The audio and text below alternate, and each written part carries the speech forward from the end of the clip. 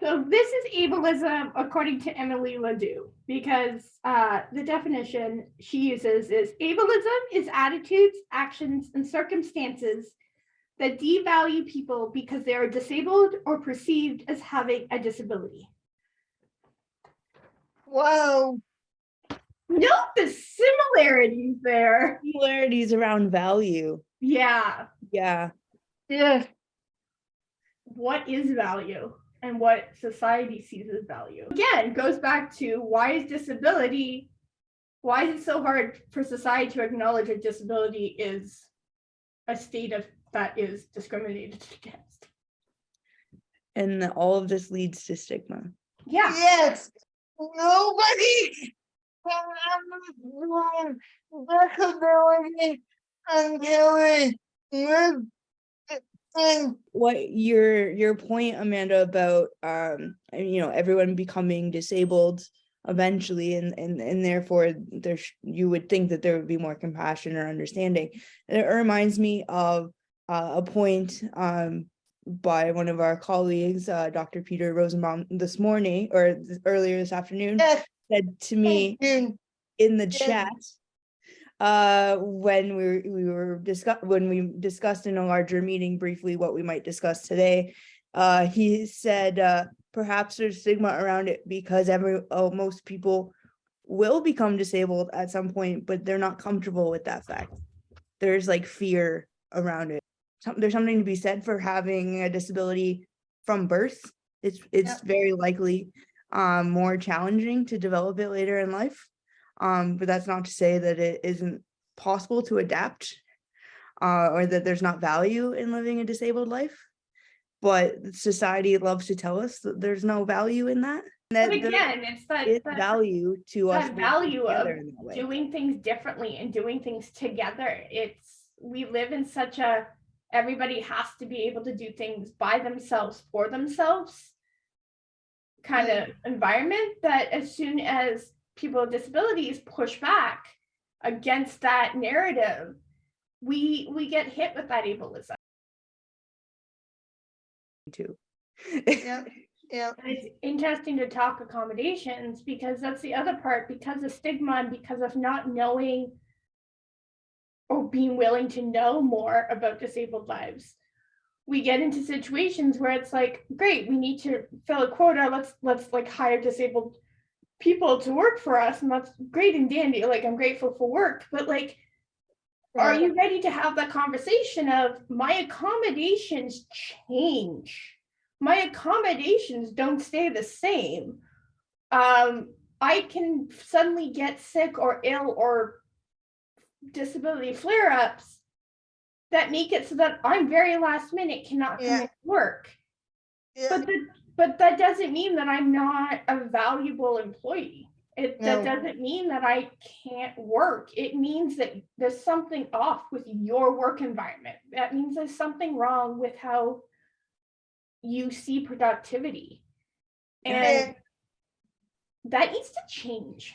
It does, often because there's physical disabilities, and then often, not always, but it's not uncommon for those of us who have physical disabilities, CP especially, that there could also be a learning disability or a way in which like a difference in which how we process information. So I may do things a little bit differently or ask more questions or need a little bit more time. But there's more than one way to be productive, and there's more than one process of how to do things. And as long as I meet all of the requirements and the deadline, don't be so afraid of me doing things a little bit different. But we've also progressed, and then we are, being hired or employed more frequently, but there's still a long way to go. And we're moving past this time of like just being happy to be in the room and, and often being paid less because we need space to accommodate ourselves. We bring our relatability. We can relate to the clients and the people that we're working for. Yeah. There's this idea of nothing about us without us. So Yeah. if all of our services are being shaped by people who do not have disabilities, Yeah. that's a bias in itself. Which leads back to the stigma. Things that we can tell people to do to aid in combating the ableism, the individual stigma. Things. Would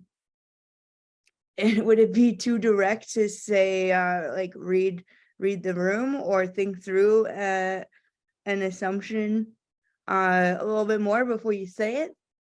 Or think I guess this is all kind of one thing, but it's all related. Like, I go to a lot of concerts and live music, and there are accessible seating at a lot of these larger venues. Not as much as there should be, and there hasn't No. always been. This is a change.